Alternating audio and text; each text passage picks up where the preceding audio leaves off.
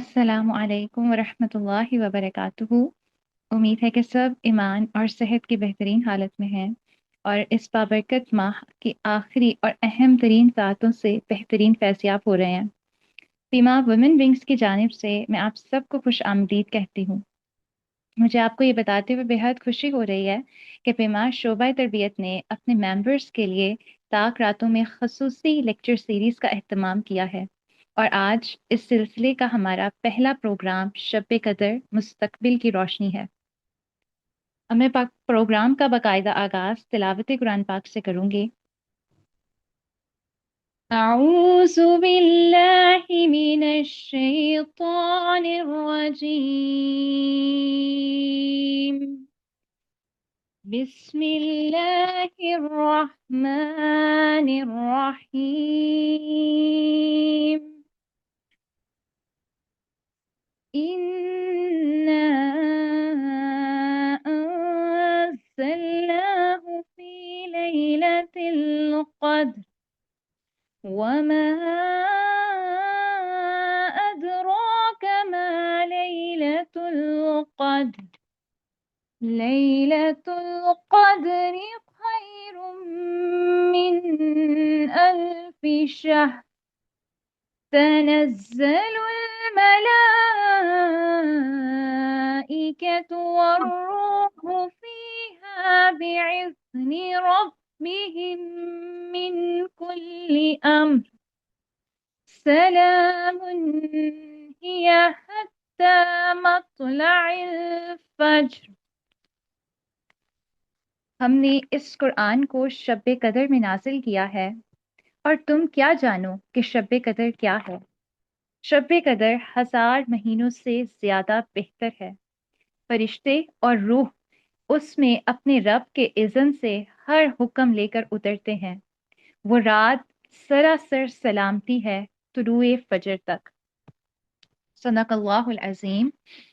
अब मैं बहुत फ़ख्र मसरत के साथ आज की अपनी मुअज़्ज़ज़ स्पीकर डॉक्टर जवेरिया सईद का तारुफ करवाना चाहती हूँ।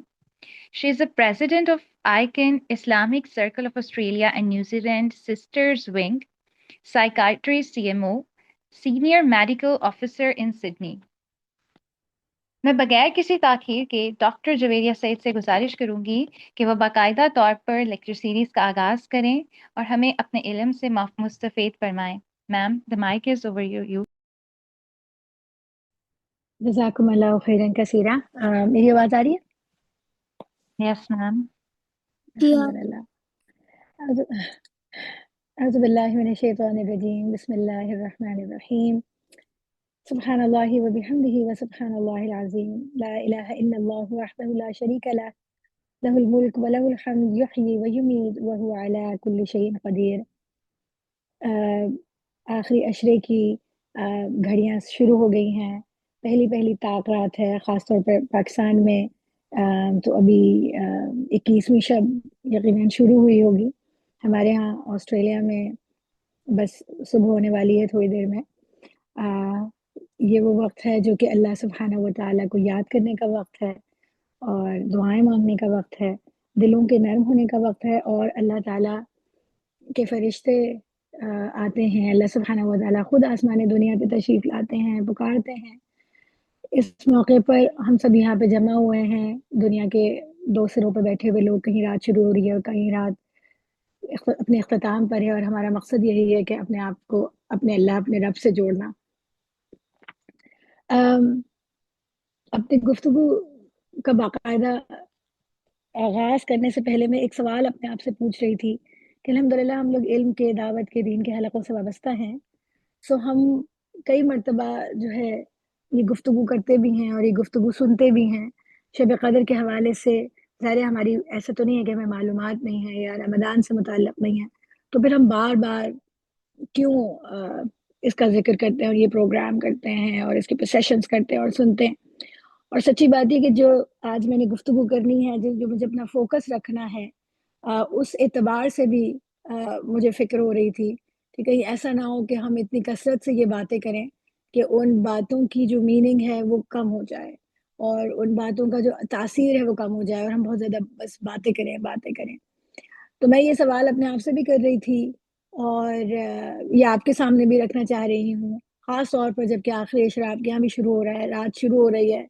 ہم نبی کریم صلی اللہ علیہ وسلم کی سنت کے مطابق کمر کس لیں گے اور آخری عشرے میں جتنی ہو سکے گی عبادت کریں گے، اللہ کے اجر کو، اس کی محبت کو، اس کی رحمت کو سمیٹنے کی کوشش کریں گے۔ تو یہ سوال ہے کہ ہم کیوں بار بار سننا چاہتے ہیں؟ کیا یہ صرف ایک ریچول ہے؟ اور یہ بہت اہم سوال ہے، اور ابھی جو میں نے گفتگو رکھنی ہے وہ زیادہ تر اسی کی گرد گھومے گی، کیونکہ معلومات ہمیں بہت ہیں۔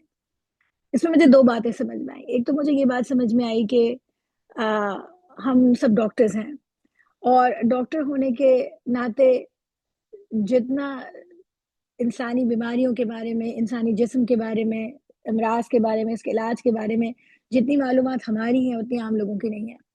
اتنی علم تو سارے لوگوں کو ہے کہ اگر کوئی گندی چیز کھائیں گے تو طبیعت خراب ہو جائے گی۔ ڈاکٹر کو بھی اس سے کوئی الگ بات نہیں کرتا۔ ڈاکٹر بھی یہ کہتا ہے کہ گندی چیز کھائیں گے تو طبیعت خراب ہو جائے گی، لیکن ایک ڈاکٹر کے اور ایک عام فرد کے درمیان کیا فرق ہے؟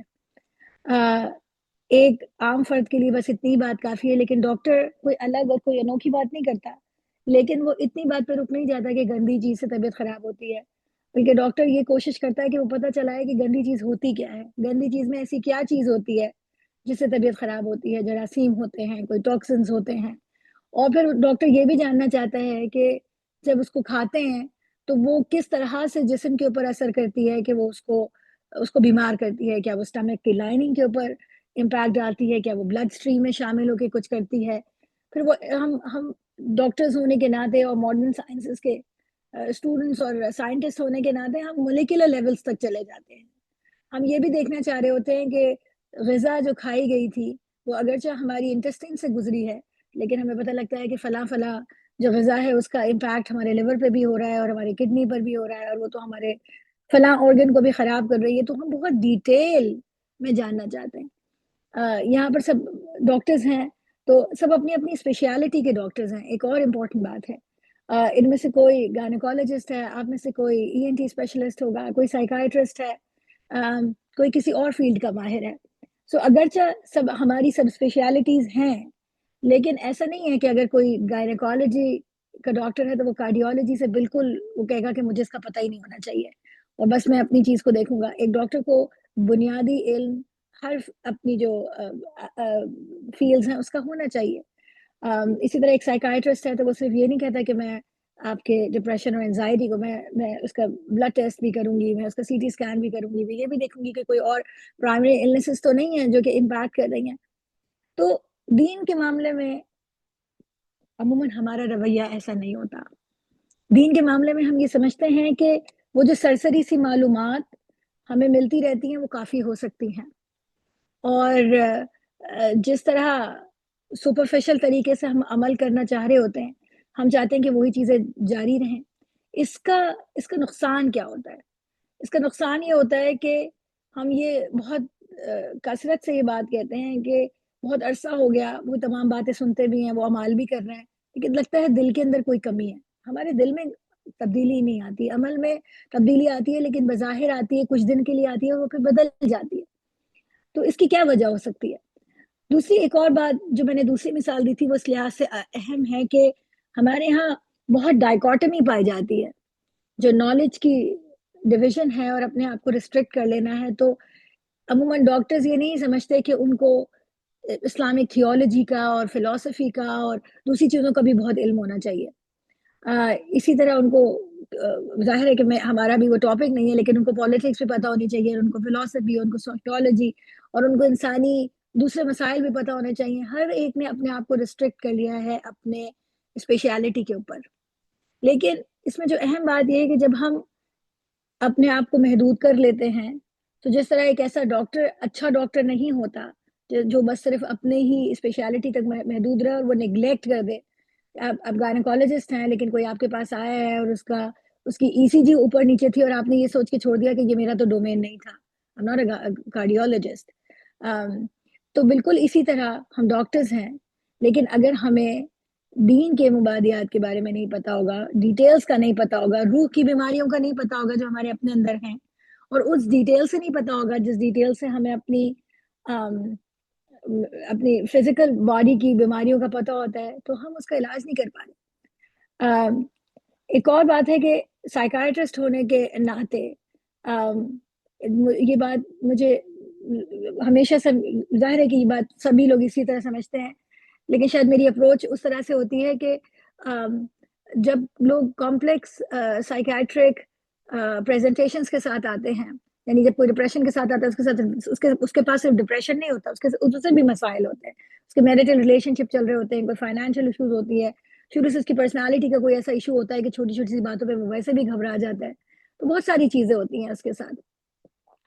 تو بعض اوقات آپ ان کو چھوٹی چھوٹی آسان تھراپیز بتا تو سکتے ہیں اور ان کو کوئی دوا بھی دے سکتے ہیں، لیکن جو مستقلاً اسپیشلٹی میں کام کرتے ہیں ان کو پتا ہوتا ہے کہ جب کمپلیکس پریزنٹیشنز کے ساتھ لوگ آتے ہیں تو ان کے ساتھ ڈیپر ورک کرنا پڑتا ہے. چھوٹی موٹی بس آپ نے ان کو مائنڈ فلنس سکھا دی، ان کو بریدنگ ایکسرسائز سکھا دیں، اس سے کمپلیکس مسائل تو حل نہیں ہوں گے. Psycho social you need to know people in detail. تو اسی طرح دین کے علم کو بھی ہمیں اس طرح سپرفیشلی ہم ڈیل کرنے کی کوشش کرتے ہیں. And we try to focus on actions. Ramzan سے متعلق بھی الحمدللہ ہم بہت ساری باتیں کرتے ہیں، بہت ساری چیزیں کرتے ہیں، لیکن جب میں اپنے اوپر ہی شاید زیادہ غور کرتی ہوں کہ پھر کمی کہاں رہ جاتی ہے. مجھے لگتا ہے کہ بہت زیادہ فوکس جو ہے ہیبٹس کو ٹھیک کرنے پہ رہتا ہے یا ایکشنز کو ٹھیک کرنے پہ رہتا ہے، جبکہ جب آپ اسلامی تھیولوجی کا مطالعہ کرتے ہیں اور اسلامک اکیڈیمیا کو دیکھتے ہیں، اس میں جو اسلامک ٹریڈیشن کو دیکھتے ہیں، تو ایسا اندازہ ہوتا ہے کہ ہمیں اس کو اپنے روح کے امراض کو اندر تک اتر کے دیکھنے کی ضرورت ہے. اسی طرح قرآن اور حدیث میں کچھ ایسی اصطلاحات استعمال ہوئی ہیں جو کہ جن کی انڈرسٹینڈنگ اس سے زیادہ ڈیپر ہے جس کو ہم سمجھتے ہیں. تو ظاہر ہے لیلۃ القدر مستقبل کی روشنی میں سوچتی رہی کہ ہم کیا سمجھنا اور کیا دیکھنا چاہ رہے ہیں اور کس طرح یہ ہم سے ریلیٹڈ ہے. میرے ذہن میں جو سوال آیا تھا، جو میرے ذہن میں آیا تھا، وہ یہ کہ یہ ہمارا ایک بہت کامن سوال ہے کہ رمضان کے دنوں میں تو ہم بہت عبادت بھی کرتے ہیں، رمضان کے دنوں میں ہم چیریٹی بھی کرتے ہیں، رمضان کے دنوں میں ہم گناہوں سے بھی بچنے کی کوشش کرتے ہیں، لیکن رمضان کے بعد اس کے اثرات کیوں نہیں نظر آتے یا وہ ہمارے کم کیوں ہو جاتے ہیں. تو ایسا ہو، یہ امید ہو کہ رمضان کی عبادات اور خاص طور پر لیلۃ القدر جو ہے اس کی عبادات، اس کا تعلق، اس میں جو سمیٹے گیا خزانہ ہے، وہ ہماری آنے والے سال کی روشنی بن جائے اگلے رمضان تک، وہ ہماری زندگی کو گائیڈ کرے، وہ ہمارے اعمال کو گائیڈ کرے، وہ ہمارے معاشروں کو خوبصورت بنائے. اور پیما کا جو دعوتی رول ہے ڈاکٹرز کے اندر، اور میں بھی چونکہ دعوتی سے وابستہ ہوں تو ہم ایک دوسرے کو سمجھ سکتے ہیں، وہ یہ کہ ہماری آرگنائزیشنز کو، ہمارے تحریک کام کو، ہمارے دین کے کام کو بھی گائیڈ کرے، وہ فیول بنے. اس ان سوالات، ان خیالات کو پیش نظر رکھ کے میں نے آج اپنی گفتگو کو ترتیب دیا ہے، اپنے کچھ مطالعے کو آپ کے سامنے بیان کروں گی انشاءاللہ. اور اللہ تعالیٰ سے اس دعا کے ساتھ کہ اللہ تعالیٰ جو کہنے والے کہیں اور جو سننے والے سنیں، اللہ سبحانہ تعالیٰ ان کو ہمارے حق میں حجت بنائے، وہ ہمارے علم میں اور ہمارے عمل میں اضافے کا سبب بنے اور ہماری ایمان میں اضافے کا سبب بنے. آمین. سب سے پہلے اگر ہم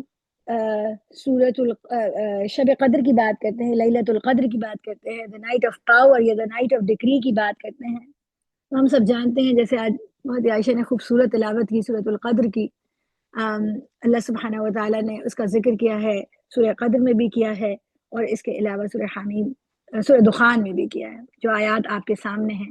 اللہ سبحانہ و تعالیٰ سورۃ القدر میں فرماتے ہیں کہ انا انزلناہ فی لیلۃ القدر، اور سورہ دخان میں اللہ سبحانہ و تعالیٰ فرماتے ہیں حامیم والکتاب المبین انا انزلناہ فی لیلۃ مبارکہ انا کنا منذرین.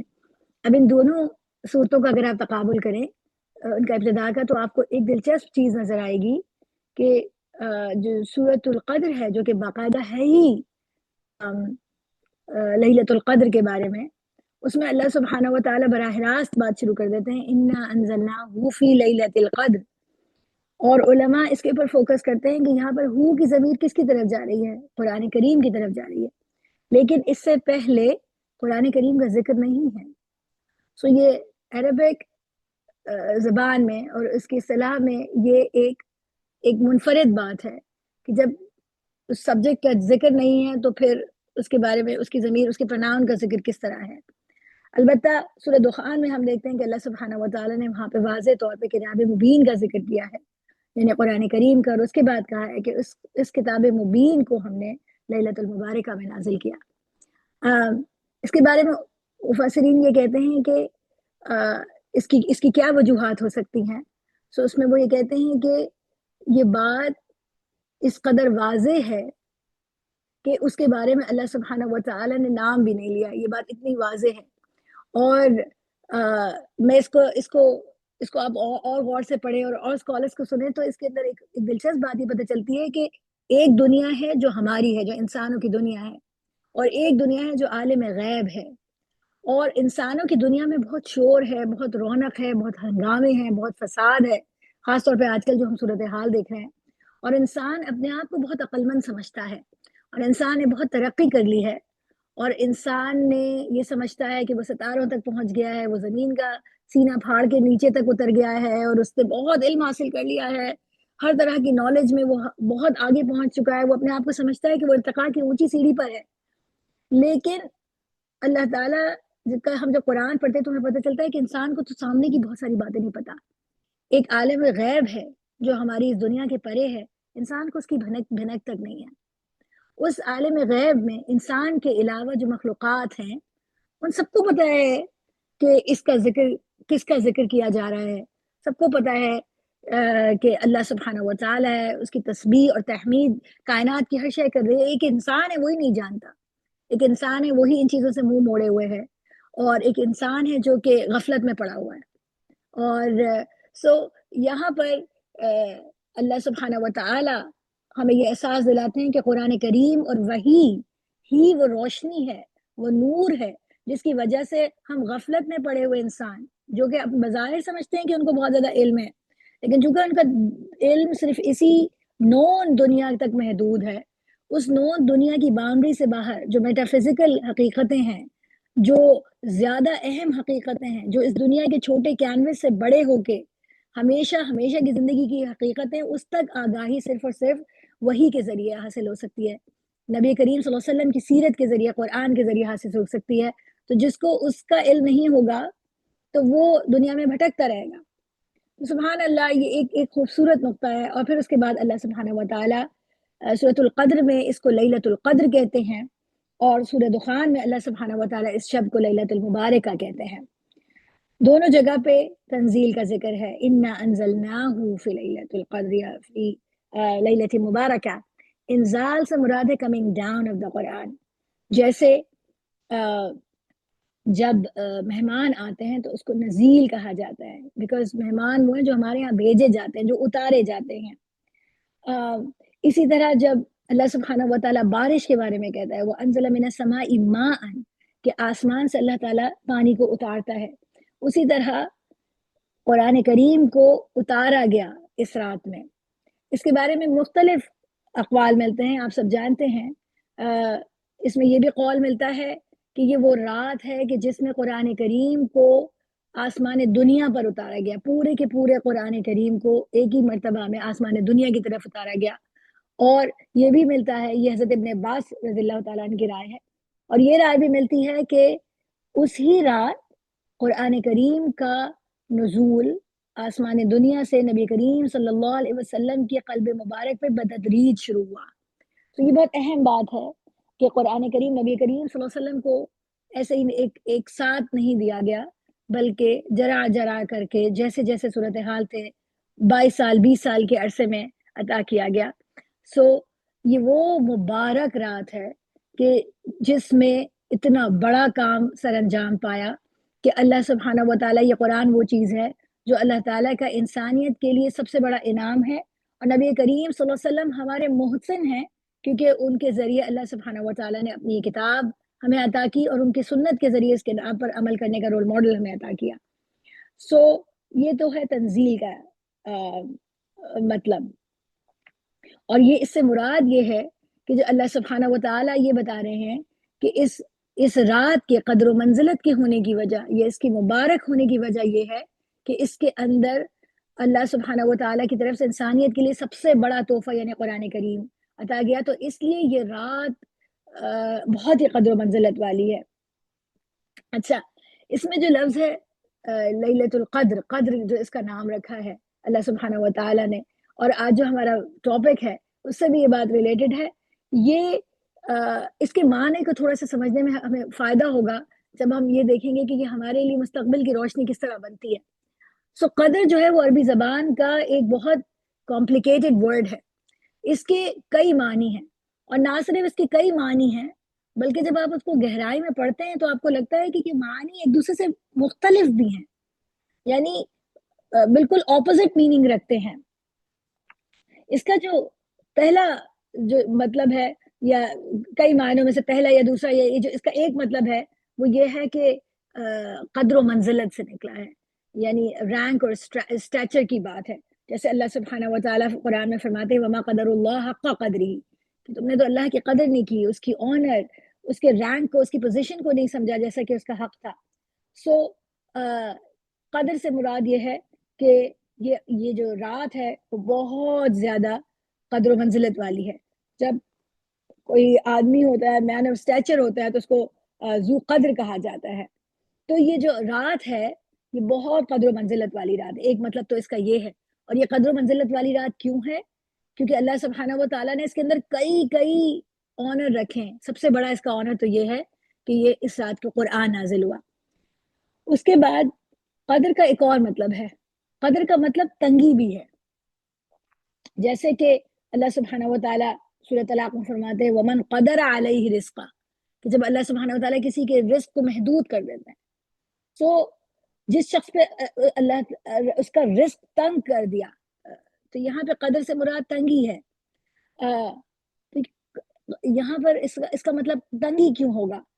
تو اس کے بارے میں الجامع احکام القرآن میں وہ اس طرح سے بتاتے ہیں کہ اس رات میں اتنی کثرت سے فرشتے زمین پر نازل ہوتے ہیں کہ زمین ان سے تنگ ہو جاتی ہے. سبحان اللہ. یعنی دیکھیے وہی بات جو میں نے شروع میں کی تھی کہ ہم انسان اپنے آپ کو بڑی شے سمجھتے ہیں، اور اللہ تعالیٰ بھی کہتے ہیں نا کہ وہ جھگڑالو بن کے کھڑا ہو جاتا ہے، ہم نے اس کو ایک نطفے سے پیدا کیا.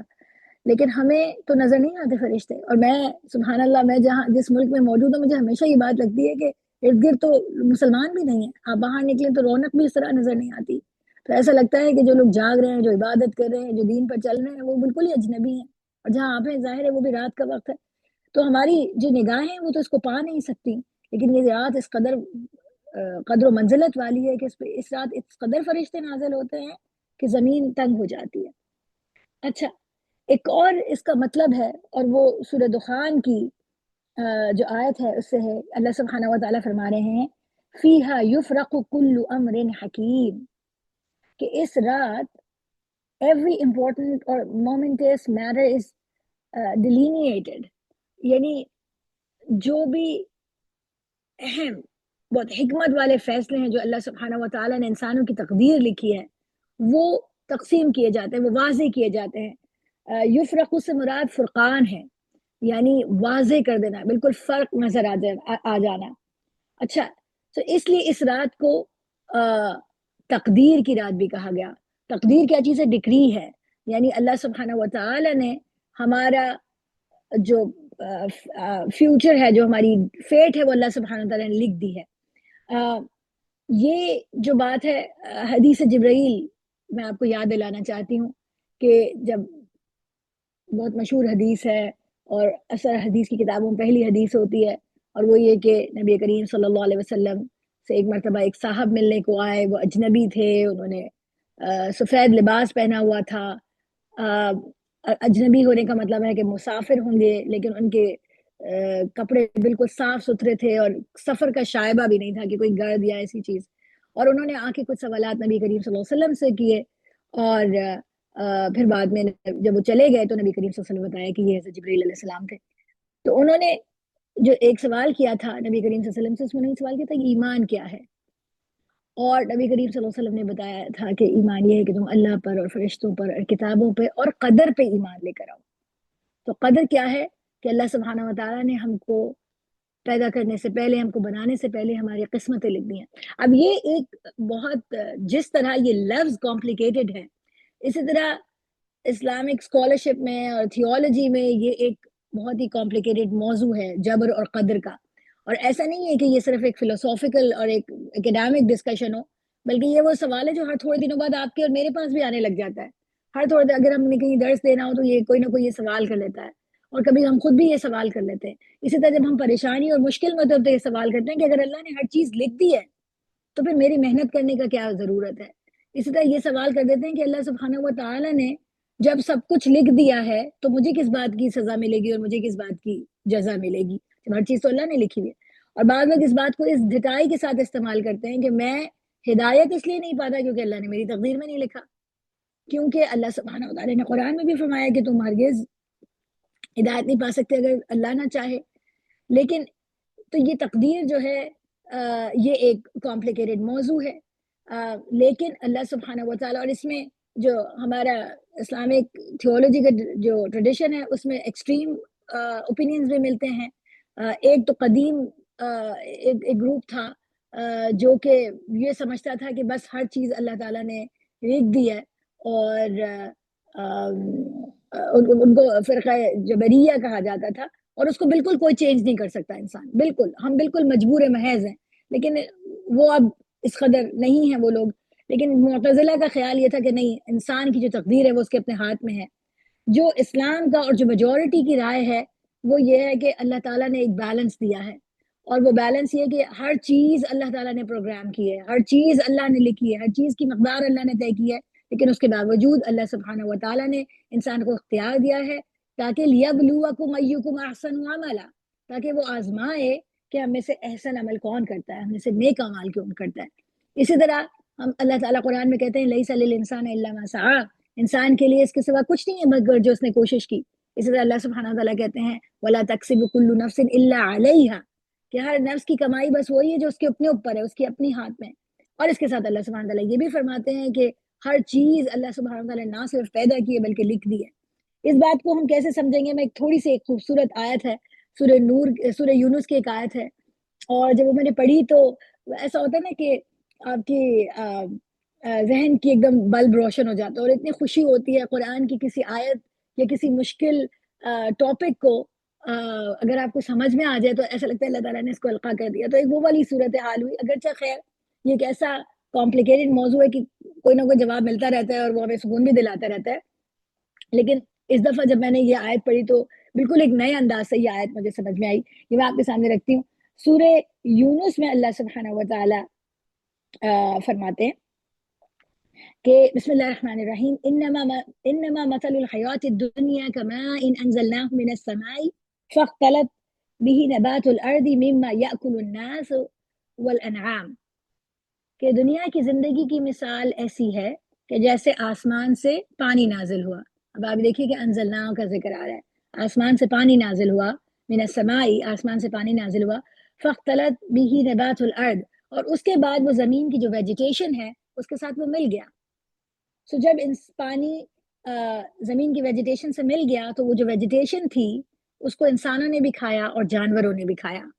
تو اس طرح وہ جو پانی ہے اور اس کے نتیجے میں جو پیدا ہونے والی نباتات ہے وہ انسانوں اور جانوروں کا کھانا بن گئی. اور اس کے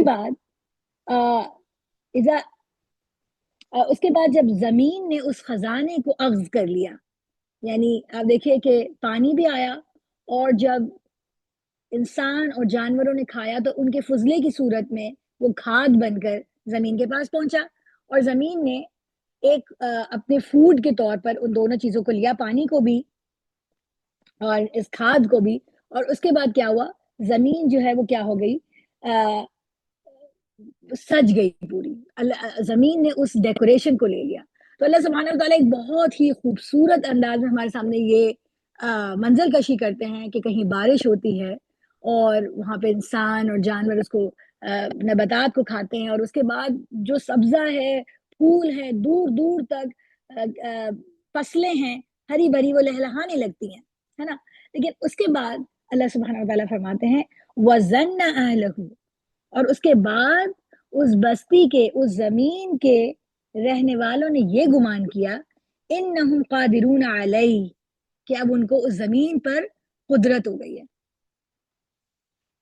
انہم قادرون علیہا، کہ اب ان کو اس زمین کے اوپر قدرت ہو گئی ہے اور یہ ہمارے بس میں آ گئے ہیں. اور پھر کیا ہوا، ہمارا حکم اس پر آیا رات میں یا دن میں تو ہم نے اسے ایسا کر دیا جیسے کھایا ہوا بھز، گویا کل تھی ہی نہیں، بس ہم یوں ہی اپنی آیتیں مفصل بیان کرتے ہیں غور کرنے والوں کے لیے۔ تو یہاں پہ دیکھیے قدر سے مراد قدرت بھی ہے، پاور ہونا بھی ہے، کنٹرول ہونا بھی ہے یہاں پہ قدر سے مراد۔ اور اس میں خوبصورت بات یہ ہے کہ یہاں سے آپ کو سمجھ آتا ہے کہ دیکھیں انسان کو اتنی اللہ سبحانہ و تعالی نے قدرت دی ہے کہ وہ آسمان سے آنے والے پانی کو اور زمین پہ موجود جو کھاد ہے اس کے ذریعے وہ زمین کو کلٹیویٹ کرتا ہے اور اس کے ذریعے سبزہ آتا ہے، سبحان اللہ۔ اور ظاہر ہے کہ یہ سارا جو ایگریکلچر پورا سسٹم ہے، جو یحییٰ حواری کی کتاب ہے ہومو سیپینز، اس میں بھی اس نے اس کا ذکر کیا ہے کہ جو ہیومن سویلائزیشن کی بنیاد ہے وہ وہاں سے شروع ہوئی جب ہم نے گندم اگائی ہے، اور وہ اس کو بڑے سمبولک معنوں میں بیان کرتا ہے۔ لیکن بہرحال یہ جو دور دور تک فصلیں یہ انسان کے ہاتھوں کی کمائی ہے، لیکن اس کے بعد انسان یہ سمجھتا ہے کہ میرے ہاتھ میں ہی آ گئی ہے۔ لیکن اس کے بعد جب اللہ سبحانہ و تعالیٰ اس کو تباہ کرتا ہے تو پھر انسان کہتا ہے، تو انسان کی جو قدرت ہے، یعنی یہاں پہ خوبصورت نقطہ یہ تھا جو سمجھ میں آتا ہے قرآن کی آیات کو آپس میں ملا کے پڑھنے سے، تفسیر قرآن بالقرآن کرنے سے، سبحان اللہ وہی سمجھ آئے کہ اللہ تعالیٰ نے انسان کو قدرت دی ہے، اس کو اختیار دیا ہے کہ وہ صحیح اور غلط کا اختیار کرے، لیبلوکم ایکم احسن عملا، تاکہ اللہ یہ دیکھے کہ وہ زیادہ اچھا عمل کون کرتا ہے۔ لیکن اس کے اختیار پہ اللہ سبحانہ و تعالیٰ کا اختیار ہے، اس کا اختیار اللہ سبحانہ و تعالیٰ کی قدرت کو محدود نہیں کرتا۔ تو جو لوگ دونوں ایکسٹریم پر جاتے ہیں وہ اس امپورٹنٹ بات کو مس کر دیتے ہیں۔ تو یہاں پہ قدر سے مراد، یہ لیلۃ القدر سے مراد کیا ہے؟ اس لیلۃ القدر سے مراد یہ ہے کہ اس رات تقدیروں کے فیصلے ہوتے ہیں، اور یہ جو آتا ہے فیہا یفرق کل امر حکیم، تو اس کے بارے میں سبحان اللہ یہ بات آتی ہے کہ بھئی اللہ تعالیٰ نے تو ہماری تقدیریں ہماری پیدائش سے پہلے رکھ دی ہیں۔ حدیث میں بھی اس طرح سے بیان ہوتا ہے کہ جب اللہ تعالیٰ نے ہم کو آدم علیہ السلام کی پشت سے نکالا تھا اسی وقت ہماری تقدیریں لکھ دی تھی۔ تو پھر یہ شب قدر کو کیا ہوتا ہے، یہ اس رات کو کیا ہوتا ہے؟ تو علماء اس کی تفسیر یہ بیان کرتے ہیں کہ اس رات وہ جو اللہ تعالیٰ پلان کر چکا تھا، اس پلان کا وہ حصہ اس سال بھر کا، اس سے وہ فرشتوں کو آگاہ کرتا ہے۔ تو سبحان اللہ، یعنی ہر بات کا جو علم ہے وہ اللہ سبحانہ و تعالیٰ کو ہے۔ کسی کو یہ غلط فہمی نہ ہو کہ فرشتے جو ہیں وہ اللہ سبحانہ و تعالیٰ کے ساتھ پلاننگ میں شریک ہیں۔ اللہ تعالیٰ ہر چیز کی تدبیر شروع سے آخر تک خود کر رہا ہے، اور وہ اس رات اس ہمارے فیصلوں کو، اگلے سال آنے والے قوموں کے فیصلوں کو، انسانوں کے فیصلوں کو صرف فرشتوں کو مطلع کرتا ہے، اور ان کو وہ ٹاسک دیے جاتے ہیں ان فیصلوں کے اوپر عمل کرنے کے لیے۔ تو سبحان اللہ، اس لیے یہ اس رات کو قدر والی رات کہا گیا کہ یہ اس میں تقدیر کے فیصلے ہوتے ہیں۔ اس وجہ سے اس رات میں سونا نہیں ہے، کیونکہ جب اس رات میں ہماری تقدیروں کے فیصلے کیے جا رہے ہیں، ہمارے بارے میں بتایا جا رہا ہے فرشتوں کو، تو اس وقت دعا کرنے سے اللہ سبحانہ و تعالی ہماری مدد کریں گے، اور ہم اپنے اس رات میں کوئی سوئے گا تو نہیں نا، بلکہ اس رات میں وہ اللہ سے دعا کرتے رہے گا، اپنے لیے خیر مانگے گا اور اپنے شر سے اللہ کی پناہ مانگے گا۔ اسی طرح دیکھیے سورہ سجدہ میں اللہ سبحانہ و تعالیٰ فرماتے ہیں، اور یہ بھی بڑا انٹرسٹنگ ہے، دیکھیے جو سورہ لیلۃ القدر ہے وہ 1000 مہینوں کے برابر ہے نا، اور اللہ سبحانہ و تعالیٰ سورہ سجدہ میں فرماتے ہیں یدبر الامر من السماء الى الارض، وہ ہے جو آسمان سے لے کے زمین کے تمام جو امور ہے اس کی تدبیر کرتا ہے۔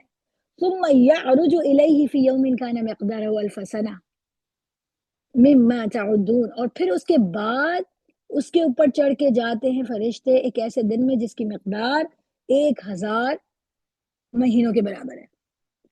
سو دیکھیے 1000 مہینے میں ایک اسینڈ ہو رہا ہے اور 1000 مہینوں میں ڈسینڈ بھی ہو رہا ہے، یعنی اس رات میں نیچے انزال ہو رہا ہے، اور اس کے علاوہ ایک دن ہے جس میں اوپر جا رہے ہیں۔ تو یہاں پر اگین جو بات سمجھنے کی ہے وہ یہ ہے کہ اللہ سبحانہ و تعالیٰ کی جو دنیا ہے وہ ہماری دنیا سے کس قدر لامحدود ہے، اور اس کے پیمانے ہمارے پیمانوں سے کتنے مختلف ہیں۔ اچھا، اس میں ایک اور خوبصورت سی بات آتی ہے کہ اللہ سبحانہ و تعالیٰ نے ایک اور قدر سے ایک اور بات سمجھ میں آتی ہے، اور وہی کہ اللہ سبحانہ و تعالیٰ نے ہر چیز کو میجر کیا ہوا ہے، مقدار معین کر کے رکھی ہے۔ اچھا، یہ نقطہ بڑا خوبصورت تھا اور بڑے ڈیٹیل میں تھا، اور وہ یہ کہا کہ جب انسانوں کو the ability to measure things give immense power to human beings، ٹھیک ہے، جب آپ کو کسی چیزوں کو میجر کرنا آ جاتا ہے تو آپ کو امینس پاور حاصل ہو جاتی ہے. آپ یہ دیکھیے کہ آج جو انسانی تہذیب ہے وہ اپنے عروج پر پہنچی ہوئی ہے. تو دیکھیے ہر چیز کو میجر کرتے ہیں جو کہ عام لوگوں کو ضروری نہیں لگتا کہ اس کو کرنا چاہیے. لیکن دیکھیے روشنی کی رفتار، ساؤنڈ کی جو اسپیڈ ہے وہ بھی، ایٹم کا بھی وزن ہے، مالیکیول کا وزن ہے. مجھے اور آپ کو مولیکولر لیول کے اوپر ہمیں کیمیکل کے انٹریکشنز چاہیے ہیں، اور ہمیں وہ کتنا ہے اور کتنا نہیں ہے. ہم اپنی جو بایو کیمسٹری پڑھتے ہیں، ہم فزکس پڑھتے ہیں، میتھمیٹکس ہے، ہم ہر چیز کو میجر کرتے ہیں. اور اس میجرمنٹ کی وجہ سے ہم نے کتنی پاور حاصل کر لی ہے کہ ہم دنیا میں. سو آپ یہاں پر یہ ہے کہ اللہ سبحانہ و تعالی جو قادر ہے، سو اللہ سبحانہ و تعالی نے ہر چیز کی مقدار طے کی. اور یہاں پر دوبارہ سے اپنے آپ کو اس بات سے ریمائنڈ کرانا ہے کہ ہمارا جو علم ہے وہ اللہ سبحانہ و تعالیٰ کے علم کے آگے کچھ بھی نہیں ہے. تو اللہ تعالیٰ کی جو پاور ہے، اس رات میں میری عزیز ساتھیوں اس ساری بات کو اتنی تفصیل سے کرنے کا موقع یہ تھا، اس کی وجہ یہ تھی. اور کہ مجھے یہ لگتا ہے، مجھے ذاتی طور پہ یہ لگتا ہے کہ ایکشنز کو فوکس کرنے کے بجائے اگر ہم دل کی کیفیت کو فوکس کریں گے، یعنی اگر ہم اللہ سبحانہ و تعالیٰ کی عظمت و جلال کو فوکس کریں گے، اپنی آنکھیں اس دنیا سے بند کر کے غیب کی دنیا میں جھانکنے کی کوشش کریں گے، تو وہ جو دل کی کیفیت ہوتی ہے نا وہ گائیڈ کرتی ہے پھر ایکشنز کو. اگر ہم صرف ایکشنز کو ٹھیک کرتے ہیں، وہ بھی ٹھیک تو ہوتا ہے کبھی کبھار، جب خون بہ رہا ہوتا ہے تو آپ کو آبویسلی اوپر سے بینڈیج لگانی پڑتی ہے. لیکن اگر گہرا ہو تو صرف بینڈیج سے کام نہیں ہوتا، آپ کو سٹیچز بھی لگانے پڑتے ہیں، آپ کو اندر سے بھی کام کرنا پڑے گا. تو بالکل اسی طرح ہیبٹ فارمیشن ٹھیک ہے، ہیبٹ اپنے بس ایکشنز کو کس طرح ٹھیک کر لیں. میری لائف بہت، اگر اندر سے دل سلامت ہے، اگر قلب سلیم ہے، اگر اندر سے قلب محفوظ ہے، اس کے اندر اللہ کی یاد اپنی آب و تاب سے موجود ہے، اللہ کی محبت موجود ہے، اگر ہر کام کرتے ہوئے دھیان اللہ کی طرف رہتا ہے، اگر دل کے اندر شکوے شکایتیں کم ہیں، صبر اور شکر زیادہ ہے، اگر دل میں خوف اور اندیشے کم ہیں اور توکل زیادہ ہے، تو ایسے میں مصروفیت کی وجہ سے، پریشانی کی وجہ سے، فائنینشیل ایشوز کی وجہ سے، پڑھائی کی وجہ سے، ایگزامز کی وجہ سے، بچے چھوٹے اس وجہ سے ہیبٹس آگے پیچھے ہو جاتی ہیں، تو مسئلہ نہیں ہوتا، کوئی مسئلہ نہیں ہوتا. ہیبٹس کو ٹھیک کر لیں، چیزیں ٹھیک ہو جائیں گی. اسی لیے آپ چاہے علماء سے پوچھیں، چاہے ہم ایک دوسرے کو بتائیں، ہم کہتے ہیں کہ کوئی بات نہیں، زندگی کے فیزز آتے ہیں، ابھی بچے چھوٹے ہیں تو اس طرح کی نمازیں تو نہیں ہو سکتی طویل لمبی لمبی جیسے پہلے ہوتی تھی. اگر ابھی آپ ایگزامس کے فیز سے گزر رہے ہیں تو obviously چیزوں کو کچھ کم کر لیں. تو آپ نے بات نوٹ کی ہے نا. اور یہی میرا سارا فوکس ہے کہ دیکھیے ایکشنز جو ہوتے ہیں وہ تو ویریبلز ہوتے ہیں، وہ تو چینج ہو سکتے ہیں، جیسے انسان کے حالات اور مقدار کے اوپر، کوانٹٹی کے اوپر فوکس نہیں ہوتا. لیکن اگر دل میں اللہ کی یاد نہیں ہے، اگر دل میں اللہ سبحانہ و تعالیٰ کی عظمت، اپنی چھوٹے ہونے کا احساس نہیں ہے. آج کی رات یہ کہنے کی رات ہے، اللہم ارحمنی مولایا مولایا انت المالک، انت المالک وانا المملوک. اللہ سبحانہ تو مالک ہے اور میں مملوک ہوں. انت الرب وانا العبد، تو رب ہے اور میں تیرا بندہ ہوں. انت الغفور وانا المسیء، اللہ سبحانہ و تعالی آپ غفور ہیں، مغفرت کرنے والے، اور میں گناہ گار ہوں. اللہ انت العزیز وانا الذلیل، اللہ سبحانہ و تعالی آپ عزیز ہیں، قدرت رکھنے والے ہیں، اللہ رب العالمین ہر چیز پر، اور میں تو ایک ذلیل ہوں. اللہ سبحانہ و تعالی انت الرازق وانا المرزوق، اللہ آپ رازق ہیں اور میں مرزوق ہوں، میں تو آپ کی رزق پہ، آپ کے ٹکڑوں میں پڑ رہا ہوں میرے رب. یہ کہنے کی رات ہے. اور یہ دعا زبان کے ہلنے سے اٹھ کے میرے دل پر اس وقت پہنچے گی جب یا تو مجھے میرے دل کو چوٹ لگی ہوئی ہوگی، یا میرے دل کے اندر معرفت ہوگی. تو اللہ تک پہنچنے کے لیے، اس کی محبت کو، اس کی عظمت کو دل پر محسوس کرنے کے لیے، وہ کیفیت جو ایمان کی، جو اللہ سبحانہ تعالیٰ عطا کرتے ہیں اور رمضان میں دل نرم ہوتے ہیں تو حاصل ہو جاتی ہے. اس کو دو طریقے ہیں. ایک طریقہ یہ کہ ہم کسی مشکل میں پھنس جائیں تو ہمیں اس وقت اللہ سے وہی کیفیت حاصل ہوتی ہے، وہ بھی اچھا طریقہ. اور اللہ تعالیٰ اسی لیے گاہے گاہے ہمیں تکلیف کا مزہ چکھاتا رہتا ہے تاکہ ہمیں وہ نرمی ہو.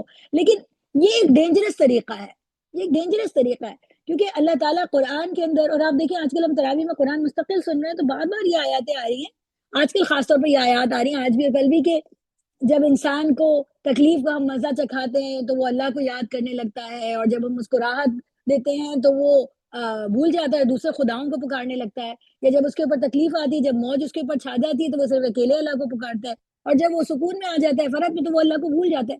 سو اگرچہ اللہ سبحانہ و تعالیٰ تکلیف کا مزہ چکھاتے تو اس لیے ہیں کہ انسان کا دل نرم ہو، اپنی بے بسی کا احساس ہو، اللہ سبحانہ و تعالیٰ کی قدرت کا، اس کی کبریائی کا احساس، اس وقت اپنا چھوٹا پن پتہ لگتا ہے اور اس سے اللہ کو یاد کرتے ہیں۔ لیکن وہ ڈینجرس طریقہ یہ کہ اگر ہم صرف اس کے اوپر رلائی نہیں کر سکتے، اور یہ اللہ کو پسند بھی نہیں ہے کہ جب برائی آئے تب تو ہم کو احساس ہو، جب ہمارے پاس آسانی کی وقت ہو تو ہم اللہ کو بھول جائیں۔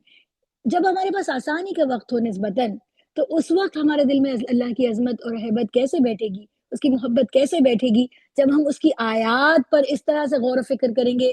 جو میں آپ کو شروع میں بات رکھ رہی تھی کہ وہ ڈیٹیل مطالعہ کرنا، وہ اس طرح سے خلوت میں بیٹھ کر علم حاصل کرنا، کیونکہ اللہ سبحانہ و تعالی قرآن میں فرماتے ہیں کہ اللہ کے بندوں میں سے علم رکھنے والے اس کی خشیت رکھتے ہیں۔ اللہ کی معرفت جس کو ہوگی، اس کو اللہ سبحانہ تعالیٰ سے محبت ہوگی، اس کو اللہ سے ڈر ہوگا، وہی اللہ سے ڈرے گا۔ جو اللہ کو جانتا نہیں ہے اور اللہ سبحانہ تعالیٰ سے اس کا مطلب براری کا تعلق ہے کہ جب ضرورت پڑے گی تو میں آپ کے پاس آ جاؤں گا، مطلب یہ غلط بات نہیں ہے۔ جب ہمیں ضرورت پڑے گی اللہ کے پاس ہی جائیں گے تو کس کے پاس جائیں گے؟ لیکن اگر یہ مطلب براری کا ہی تعلق ہے کہ اللہ یاد ہی اسی وقت آتا ہے اور اس کے بارے میں نرمی اور اسی وقت دل میں آتی ہے جب میرے پر مصیبت ہو، تو یہ اچھا تعلق نہیں ہے۔ تو اس وجہ سے ہمارے لیے بڑا ضروری ہے کہ ہم اگر اپنی مستقبل کو ٹھیک کرنا چاہتے ہیں، یعنی جب رمضان جائے اور لیلۃ القدر گزر جائے اور اس کے بعد جو دن آئیں، تو اس میں میرے جو دن ہیں، میرے جو ایام ہیں، جو میری زندگی ہے، جس کے اوپر کبھی ڈسٹریکشنز کے اندھیرے ہیں، کبھی گناہوں کے اندھیرے ہیں۔ سب سے بڑا اندھیرا میں بتاؤں، سب سے بڑا اندھیرا غفلت کا اندھیرا، یعنی اللہ سبحانہ و تعالیٰ سے جب بندہ غافل ہوتا ہے نا، تبھی تو وہ گناہ کرتا ہے۔ اللہ سے جب وہ غافل ہوتا ہے تبھی تو زبان ذکر کر رہی ہوتی ہے اور دل میں اس کی حلاوت نہیں ہوتی۔ ہم نمازیں پڑھے ہوتے ہیں لیکن ہمارے دل میں اللہ یاد ہی نہیں آ رہے ہوتے، ہم بالکل دماغ میں کچھ کچھ اور چل رہا ہوتا ہے۔ قرآن تو اگر آپ دیکھیں نا، تو شروع میں ہمارا مائنڈ ایبسنٹ ہونا شروع ہوتا ہے، اور پھر جو ہے نا اس کی کوانٹٹی بھی کم ہونا شروع ہو جاتی ہے عبادت کی۔ یعنی اگر ہم نے اپنے آپ کو بر وقت ٹھیک نہیں کر لیا، اگر عبادات میں اور اعمال میں خشوع کو واپس نہیں لائے، اور یہاں میں صرف عبادت نہیں کہہ رہی، ہم ڈاکٹرز ہیں، ہم لوگوں کو کی مدد کرتے ہیں، یعنی ہمارا تو وہ پروفیشن ہے جو کہ مقدس ہے، اگر ہم اسی کو صرف اللہ کی خاطر کر لیں تو شاید یہی ہماری نجات کا ذریعہ بن جائے۔ لیکن آپ دیکھیں کہ مریض دیکھتے وقت، کاموں کو آنیسٹلی کرتے وقت، اپنے کولیگز کے ساتھ اچھا تعلق رکھتے وقت، کسی کو کمتر نہیں سمجھتے وقت، کیا میرے دل میں یہ خیال ہوتا ہے کہ یہ میں اپنے رب کے لیے کر رہی ہوں، وہ مجھے دیکھ رہا ہے، میں اس کی محبت میں کر رہی ہوں، اس نے مجھے یہ صلاحیت دی ہے، اس لیے مجھے آنیسٹ رہنا ہے، اس لیے مجھے اپنے مریض کے ساتھ مدد کرنی ہے، اس لیے مجھے حرام طریقوں سے اپنی نہ کمائی کرنی ہے اور نہ اپنی چیزیں کرنی ہے، کہ اگر یہ خیال نہیں رہتا، سو جب ایبسنٹ مائنڈڈنس، تو چونکہ ماڈرن سائیکالوجی ہے اور ماڈرن سائنس ہے تو وہ ایبسنٹ مائنڈ کی طرف جاتا ہے، جبکہ جو اسلامک تھیولوجی اور اسلامک سائیکالوجی اس میں قلب کی حضوری کی بات ہے۔ جب قلب غائب ہوتا ہے، جب قلب میں اللہ تعالیٰ نہیں ہوتا، تو وہ ہم ایک انتہائی نیک کام کر رہے ہیں، انسانیت کی خدمت، لیکن اس کے باوجود تو دیکھیے یہاں پر میں اس کو اس سے جوڑتی ہوں کہ آپ کو وہ حدیث معلوم ہے کہ نبی کریم صلی اللہ علیہ وسلم نے فرمایا کہ کتنے روزے دار ایسے ہیں جن کو سوائے بھوک پیاس کے کچھ حاصل نہیں ہوتا روزے سے، اور کتنے ہی راتوں کو قیام کرنے والے ایسے ہیں جن کو رات اس سے سوائے رت جگہ کے کچھ حاصل نہیں ہوتا۔ سو عمل امپورٹنٹ ہے، لیکن اس سے زیادہ امپورٹنٹ ہے کہ دل میں اللہ کی یاد، اس کا قرب۔ اور امام غزالی نے 3 طرح کے اقسام بتائی ہیں روزے داروں کی، ایک عوام ہے، ایک درمیانے اور ایک خواص ہیں۔ سو عوام جو ہیں وہ صرف بھوک اور سیکشولیٹی سے بچتے ہیں، انٹیمیسی سے بچتے ہیں، باقی وہ سارے غلط کام کرتے رہتے ہیں۔ جو درمیان والے لوگ ہیں وہ اس سے بھی بچتے ہیں، یعنی سیکشول انٹیمیسی سے اور بھوک سے بھی بچتے ہیں، کھانے پینے سے بھی بچتے ہیں، لیکن وہ اپنی آنکھوں کا بھی روزہ رکھتے ہیں، اپنے دل کا بھی، اپنے کانوں کا بھی روزہ رکھتے ہیں، زبان کا بھی روزہ رکھتے ہیں، لیکن جو خواص کا ذکر کرتے ہیں، خواص کون ہے روزہ داروں والے؟ جو اپنے دل کی حفاظت کرتے ہیں، جو دل میں بھی کسی کے خیالات کو نہیں آنے دیتے۔ اور چونکہ میں یہاں تک پہنچ گئی ہوں تو اب میں اپنی آگے کی بات کو بہت آسانی سے کر سکوں گی کہ دیکھیے پورا وقت ہم نے یہ بار بار سنا تھا کہ رمضان کا مقصد کیا تھا؟ تقوی کا حصول تھا، اور جو ہمیں مستقبل کے لیے روشنی چاہیے وہ اور کچھ نہیں چاہیے، بس یہ چاہیے کہ میرے دل کے اندر یہ تقوی باقی رہے، وہی مجھے گائیڈ کرے گا۔ تقوی کیا تھا؟ تقوی کی بہت ساری ڈیفینیشنز تھی. تقوی کی ڈیفینیشن جو سب سے بڑی ڈیفینیشن وہ یہ کہ سارا وقت انسان یہ کانشیس رہے کہ میں کوئی ایسا کام نہ کر دوں جس سے میرے اللہ تعالیٰ ناراض ہو جائیں. میں ضرور وہ کام کر لوں جو اللہ تعالیٰ کو پسند ہے. تو وہ جو حضوری کی کیفیت ہے اس میں ایک اور مجھے ورڈ بڑا پسند آیا، ایک ٹرمینالوجی، کانشیس ہیوملٹی. ایک ہوتا ہے کہ آپ مزاجن اچھے ہیں، آپ مزاجن لوگوں کے ساتھ نائس ہیں، آپ کا مزاج نرم ہے، آپ کو غصہ نہیں آتا، لیکن آپ یہ کہ آپ اللہ کی خاطر اپنے آپ کو نرم کرتے ہیں. اب ویسے بھی آپ کے اندر کوئی خوبی ہے، وہ ایک الگ چیز ہے. کانشیس ہیوملٹی اور خشوع اس بات کو کہتے ہیں کہ آپ پرپز فلی محنت کر کے، مجاہدہ کر کے اپنے آپ کو پریزنٹ کرتے ہیں نماز کے اندر. تو جس کو آپ مائنڈ فلنس آج کل کہنے لگے ہیں کہ you actually struggle to focus in the presence and that is تقوی actually when you do that for اللہ سبحانہ و تعالیٰ. سو ایکشنز تو میرے عزیزوں، میری بہنوں شاید ویسے ہی رہیں گے اور کچھ، لیکن اگر ہم نے دل کی کیفیت کو چھوڑتے گئے تو پھر آہستہ آہستہ آہستہ کیا ہوگا کہ ہمارے ایکشنز. البتہ یس، کوگنیٹو بیہیویئر جو ماڈل ہے وہ یہ بھی کہتا ہے کہ ساری چیزیں آپس میں انٹر کنیکٹڈ ہیں. سو اگر آپ بیہیویئر کو چھوڑ دیں گے تو آپ کا دل بھی خراب ہو جائے گا، یعنی اگر آپ ایکشن کو چھوڑیں گے تو آپ کی تھاٹس بھی ڈائلیوٹ ہونا شروع ہو جائیں گی. تو اس لیے جو عبادات کی پابندی شروع کی تھی، جو قرآن کریم کی پابندی شروع کی تھی، یہ جو لوگوں سے لڑنا جھگڑنا فالتو باتیں اب بھی نہیں کر سکتی. روزہ ہے یار، ابھی نہیں کرتے، کسی کی غیبتیں نہیں کرتے، چلو چھوڑو ابھی ایک دوسرے سے لڑتے نہیں ہیں، میں کیونکہ ہم عبادت پہ زیادہ فوکس کرتے ہیں. لیکن یہ ساری چیزیں، رمضان میں غلط کام نہیں کرتے، وہ جو ہم نے کرنا شروع کیا تھا اگر ہم نے اس کو چھوڑ دیا، سو اگر ہم نے ایکشنز کو چھوڑا تو یس ہماری تھاٹس بھی ڈائلیوٹ ہوں گی. لیکن اس سے بھی زیادہ اہم بات یہ کہ ہماری اگر دل میں اللہ تعالیٰ موجود رہیں گے، اللہ کی کبریائی کا یہ احساس کہ ہم محدود ہیں، ہم اس دنیا میں ہیں اور یہ دنیا محدود ہے اور اس سے پرے ایک بہت بڑی دنیا جو زیادہ اہم ہے، تو ہم وہ ہمارے لیے نور بنا رہے گا. کیونکہ تقوی اصل میں وہ نور ہے، وہ معرفت نفس، وہ تزکیہ، وہ نور ہے جو کہ اس میں نے امام غزالی کی یہاں پر ایک کوٹیشن لگائی ہے جو تھوڑا سا، میں اسلامک سائیکالوجی سے مجھے بہت زیادہ انٹرسٹ ہے، میں اس کو پڑھتی ہوں. تو انہوں نے کہا جو قلب ہے نا وہ مرر ہے اصل میں، اور قلب کا اصل میں کام یہ تھا، ہمارا جو ہارٹ ہے، اور ہارٹ سے مراد یہ ہمارا آرگن اور ہارٹ نہیں ہے بلکہ جو ہمارے نفس کا سینٹر ہے، کہ وہ اللہ تعالیٰ کے مشاہدات کرتا، یعنی جو ڈیوائن لائٹ کو ریفلیکٹ کرتا ہے نا. لیکن اس قلب کے اوپر اگر خواہشات، دو چیزیں انہیں امراض ہیں، شبہات اور شہوات، یعنی ڈیزائرز کا حملہ ہوگا اور ڈاؤٹس کا حملہ ہوگا، اللہ سے شک، ناراضگی، اللہ تعالیٰ پہ غصہ آ رہا ہے، یہ کیوں ہو رہا ہے میرے ساتھ، وہ کیوں ہو رہا ہے، اسلام کے بارے میں شکوک ہیں، اور اس کو دور کرنے کی کوشش، یعنی علم بھی حاصل نہیں کرے. کوشچن آ گیا تو کوئی بات نہیں، لیکن آپ کو علم حاصل کرنے کے لیے آپ نے کتنا ٹائم لگایا. اسی طرح اگر ڈیزائرز کو ہم نے نہیں کنٹرول کیا تو دل کا آئینہ جو ہے نا میلا ہو جائے گا، اور وہ چونکہ وہ آئینہ ہے تو پھر دل کے اندر شہوات نظر آتی رہیں گی اور خواہشات ہی ہر وقت نظر آتی رہیں گی. میں عبدالحکیم مراد صاحب کو سن رہی تھی، بہت ہی خوبصورت بات کرتے ہیں. انہوں نے یہ بات کہی کہ آج کل آپ دیکھ رہے ہیں کہ جو مسلمانوں میں بہت زیادہ آ گئی ہے شو آف، شاپنگ، اب تو ولاگز آ گئے ہیں، ہر ایک اپنی روٹین بتا رہے ہیں، تو میں ایسے پہنتی ہوں، تو میں ایسے کرتی ہوں، میں نے ایسے فالتو فالتو کی باتیں بھی اب ولاگ بنا رہے ہیں. اور میں اور آپ اپنے آپ کو جتنا بھی محفوظ سمجھیں، ہم بھی متاثر ہو جاتے ہیں، ہم بھی کہنے لگتے ہیں. لیکن اس میں کیا ہو رہا ہے، ہمارا جو فوکس ہے وہ ٹو مچ شیلو ہوتا جا رہا ہے. اور انہوں نے ایک اہم بات کہی، انہوں نے کہ جب انسان یہ لوگ اندر سے انہیپی ہیں، کیونکہ جب دل کے اندر فوکس اللہ سبحانہ و تعالیٰ نہیں رہتا، دنیا ہو جاتی ہے، اور ہم اپنے دل کو بھرنے کی کوشش کرتے ہیں دنیا سے، یا اللہ کی یاد موجود نہیں رہتی، تو وہ لوگ انہیپی ہی رہتے ہیں. تو آپ دیکھ لیجئے کہ اتنے سارے چیزوں کے باوجود دنیا میں اس وقت انسان کے پاس جتنی آسائشیں کبھی نہیں رہی، لیکن انہیپینس بھی بہت زیادہ ہے. تو جو اصل میں اللہ کو مطلوب ہے وہ ایسے لوگ ہیں. ہو سکتا ہے دیکھیں ہم سب ڈاکٹرز ہیں، ہمیں نائٹس کرنی ہے، ہمیں ڈے کرنے ہیں، ہمارے ایگزامز ہو رہے ہوتے ہیں، ہمیں پیپر لکھنے ہوتے ہیں، ہمارے بچے بھی ہیں ہمارے ساتھ، ان لاز بھی ہیں، کسی کے ساتھ بزرگ ہیں، کسی کے ساتھ کوئی ڈسیبل لوگ بھی ہیں. تو وہ مصروفیات تو ختم نہیں ہوں گی نا. جب میں اور آپ پریشان ہوتے ہیں تو میرا آپ کہتے ہیں کہ ہمیں تو وقت ہی نہیں ملتا نمازیں پڑھنے کا، ہمیں تو وقت ہی نہیں ملتا تھا. تو آپ میں ہم سب کو کیا مشورہ دیا جاتا ہے؟ دل کو فوکس کرو، جب موقع ملا اللہ کو یاد کر لو، لیکن دل کو اللہ تعالیٰ ہر وقت دل کے اندر رہنا چاہیے. تو مومن تو در حقیقت وہ ہیں کہ جب ان کے سامنے اللہ کا ذکر کیا جائے، اس کی آیات پڑھی جائیں، تو ان کے دل پہ گھلنے لگ جاتے ہیں اور ان کی آنکھوں سے آنسو بہنے لگتے ہیں. تو اگر آپ دیکھیں تو یہ وہ چیز ہے جو مسنگ رہتی ہے.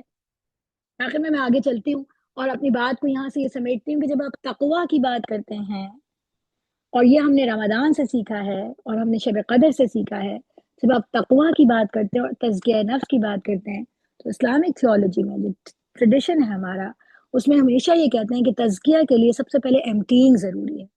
You need to empty your heart and then refill. जब तक आप empty नहीं करेंगे, आपका सूटकेस भरा हुआ है, नए कपड़े नहीं आ सकते. अगर आप अपने आप को जंक फूड खिलाते रहेंगे, वो हेल्दी फूड की तरफ नहीं जाएगा.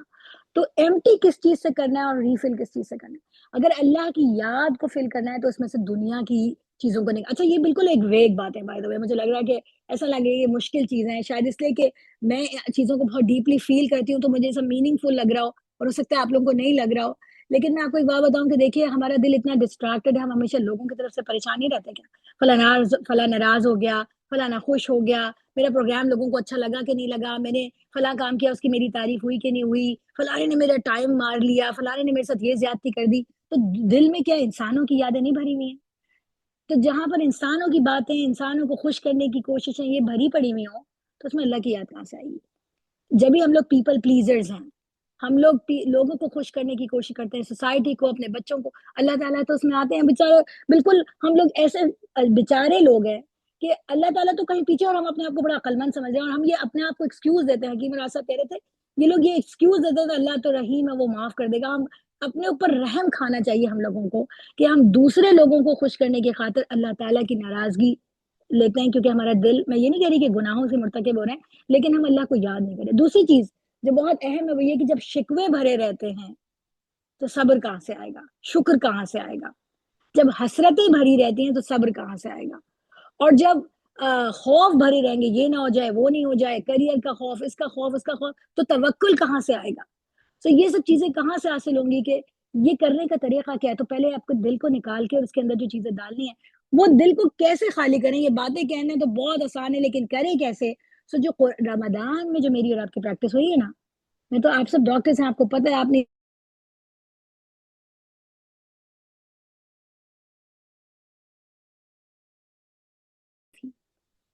रमदान में हमें एम्प्टी करने की कोशिश की थी. नबी करीम सल्लल्लाहु अलैहि वसल्लम की हदीस से पता लगता है, रोजा ढाल है, रोजा रोक देता है. किन चीजों को? स्टिमुलेट करने की चीजों को रोकता है. जो हमारी स्टिमुलेटिंग चीजें हैं, जब कोई तुमसे लड़े, तो तुम उसको रोक दो कि मैं रोजे से हूँ. गोया कि अपने नफ्स को स्टिमुलेट नहीं होने, प्रोवोक नहीं करने दिया कि मैं उसको जवाब देता. इसी तरह आपने टीवी को कुछ दिनों के लिए बंद किया, आपने लड़ाई झगड़े को बंद किया, आपने फजूल की शॉपिंग को बंद किया, इधर उधर बातों को बंद किया. आपने रोका, मैंने और आपने रोका है. और इस तमाम मसरूफियत के बावजूद जो मुझे और आपको है, बड़ी नमाज के लिए भी थोड़ी बहुत जगह मिल गई, कभी कभी तरावी की भी जगह मिल गई, ज्यादा कुरान पढ़ने की भी जगह मिल गई. एम्प्टी किया तो स्पेस हो गई, वरना मैं और आप तो बिजी रहते थे. मैं तो इतनी बिजी रहती हूँ कि मुझे लगता है मैं एक रुकू भी शायद नहीं पढ़ सकती डेली, मेरे लिए बड़ा मुश्किल होता है. और रमजान में मैं जुज पढ़ रही हूँ पूरा. कहाँ से जगह बनी? ओ, मैंने गौर किया कि मैंने कुछ एम्प्टी किया था. तो कोई मसरूफियत को एम्प्टी किया था, लोगों से बातों को एम्प्टी किया था, तो जगह बन गई. इसी तरह बहुत अहम बात थी, खाने को कम किया, पीने को कम किया. तो अभी इसके ऊपर टाइम नहीं है, लेकिन मेरा एक, अभी पिछले दिन मैंने एक प्रोग्राम करवाया था, उसमें बहुत डिटेल से बताया था कि किस तरह आपकी जो एपिटेटिव पावर्स ऑफ सोल को जब आप कंट्रोल करते हैं, तो डिजायर्स वीक होती हैं, शैतान कमजोर होता है.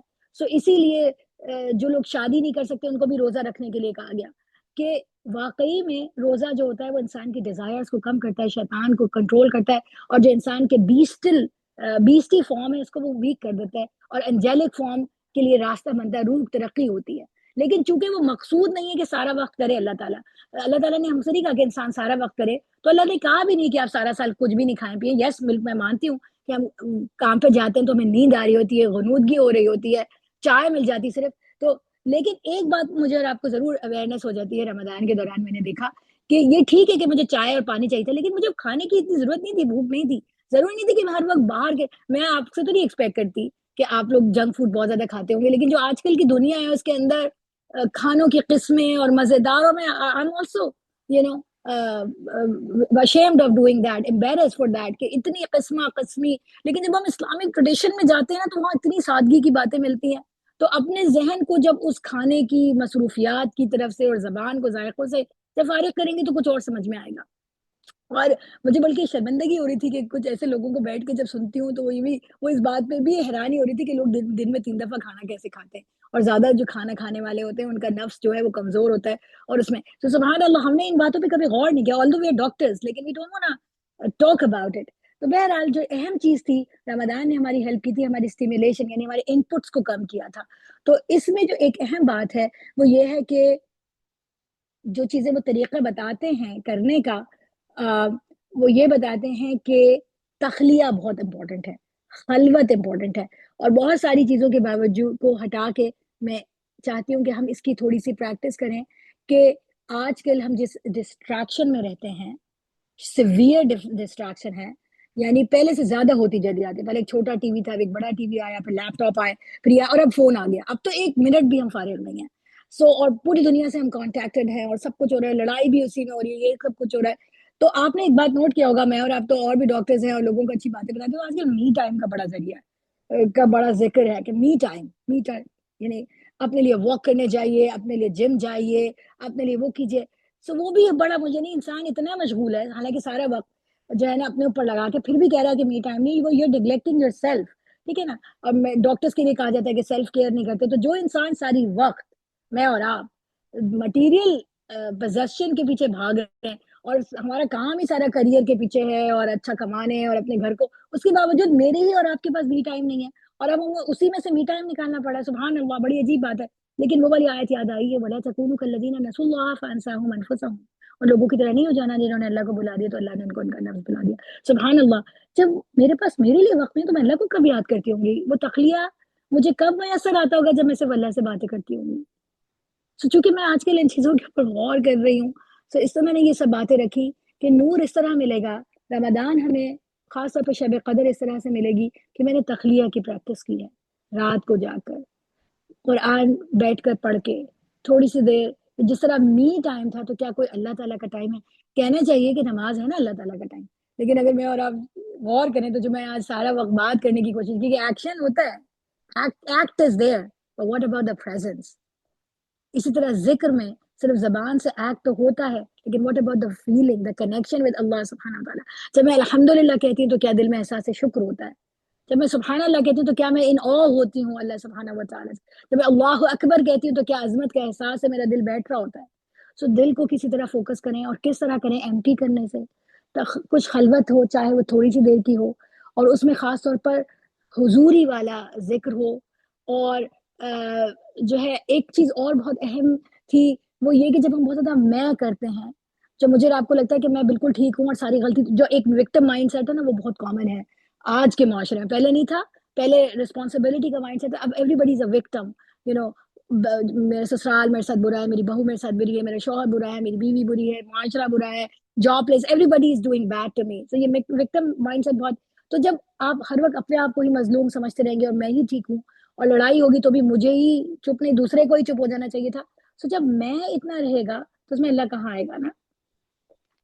انسان کے پاس اللہ اس وقت آتا ہے جب انسان اپنی غلطی کا احساس ہوتا ہے، تب وہ روتا ہے، پھر اسے لگتا ہے مجھ سے غلطی ہوئی. جب میں اور آپ ایکسکیوز کرتے رہتے ہیں اور اپنے آپ کو ڈیفینڈ کرتے رہتے ہیں کہ میری غلطی نہیں تھی، میری غلطی نہیں تھی، تو میں روؤں گی کب؟ میں معافی کب مانگوں گی؟ رمضان میں ہم نے یہ بھی سیکھا تھا، معافی مانگنا سیکھا تھا. جو ایک آرٹیکل میں پڑھی تھی، ایک تو ابن عراقی کا کتاب ہے، وہ پوری شب قدر پر ہے، لیکن ایک اور خوبصورت آرٹیکل میں پڑھی تھی، انہوں نے ایک بات کہی تھی کہ چونکہ اس ڈسٹریکشن کے ٹائم میں ہمیں انٹینس عبادت اور تخلیہ کا ٹائم نہیں ملتا، لیکن وہ امپورٹنٹ تھا، تو اللہ تعالیٰ نے ہمارے لیے رمضان کا بزنس کیا، ہمارے لیے اللہ تعالیٰ نے بوٹ کیمپ ہمارے لیے بنایا.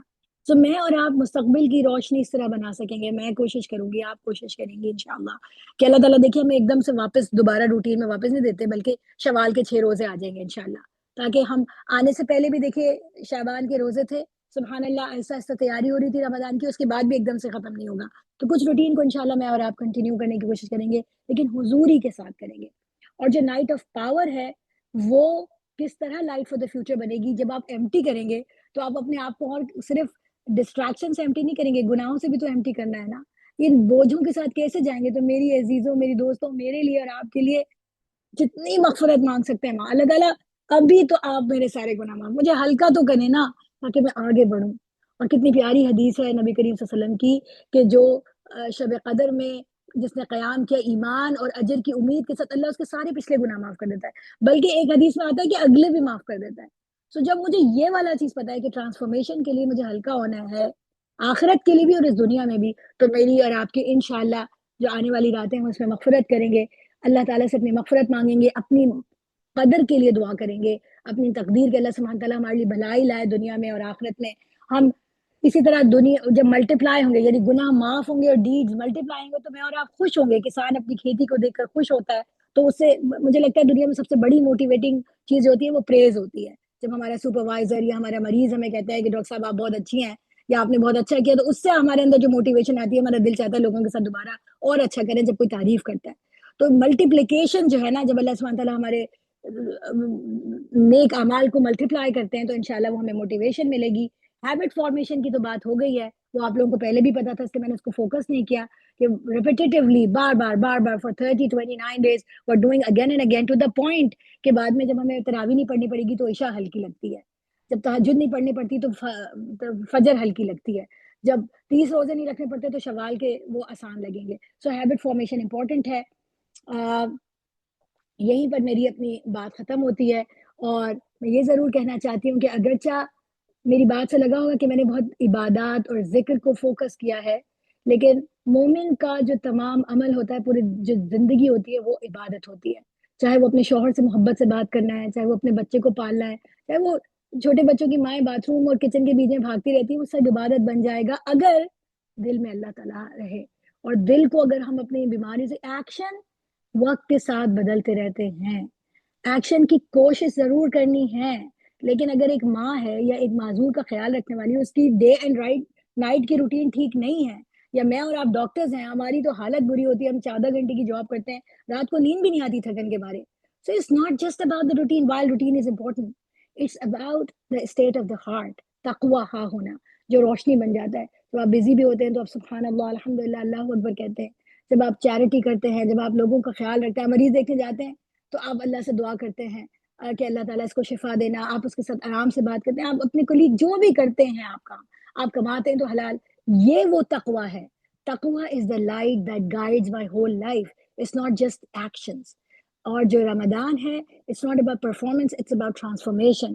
اور جو تزکیہ نفس ہے, اس کے بارے میں بھی امام غزالی کہتے ہیں it's a process of transformation.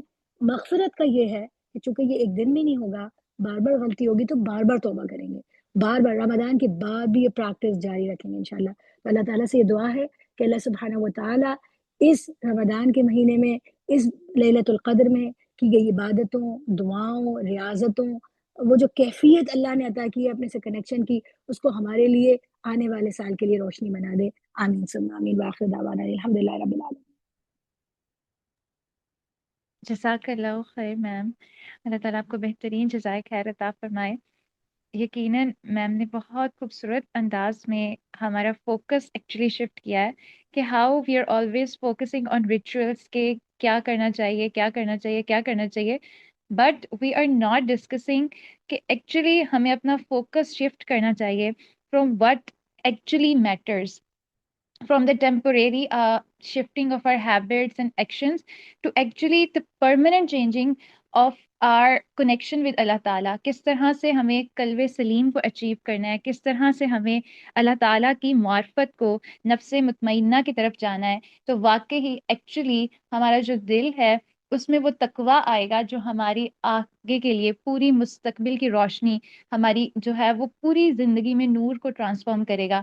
کس طرح سے ہم اونلی اپنی فزیکل ہیبٹس اور فزیکل بینگ کے اوپر فوکس کر رہے ہوتے ہیں اور بھول جاتے ہیں کہ ہماری جو چیز ہے جس نے ہمیشہ کے لیے زندہ رہنا ہے اور اللہ تعالیٰ سے ملاقات کرنی ہے, وہ ایکچولی ہماری روح ہے, اور ہم اسی کے کنیکشن کو ہمیشہ بہت ویک کرتے رہتے ہیں. اور کس طرح سے پہلے جو پوائنٹس ہیں میم نے سمرائز کیے کہ ہم نے کس طرح سے پہلے اپنے آپ کو ایمپٹی کرنا ہے فرام دا تھنگس جو کہ ہمارے نفس کو صرف اسٹرینتھن کر رہی ہیں اور ہماری روح کے اوپر بالکل کوئی کام نہیں ہو رہا. اور ہم نے کس طرح سے اپنی عبادات کو فرام دا اسپرچل وے میں اس کو اسٹرینتھن کرنا ہے, کس طرح سے ہم نے ان میں پریزنس کو ڈالنا ہے, خلوت کو ڈالنا ہے, اور اپنے مائنڈ سیٹ کو چینج کرنا ہے. اور واقعی اس طرح سے ہمارے لیے یہ شب قدر واقعی ایک قدر والی رات اور اللہ تعالیٰ کی عالم غیب کو پہچاننے والی اور ٹرانسفارمیٹیو بن سکتی ہے. جزاک اللہ خیر. اب میں آپ کو اناؤنس کروں گی کہ انشاءاللہ 12 مارچ کو 23 رات کو الحاق و متکاثر پہ ہمارا نیکسٹ سیشن ہوگا. اور our speaker will be doctor Shumaila Waseem. انشاءاللہ آپ سب سے ملاقات ہوگی. وعلیکم السلام ورحمۃ اللہ وبرکاتہ. سبحانک اللہم وبحمدک نشہد ان لا الہ الا انت نستغفرک ونتوب الیک. ربنا تقبل منا انک انت السمیع العلیم وتب علینا انک انت التواب الرحیم. اللہم انک عفو کریم تحب العفو فاعف عنا.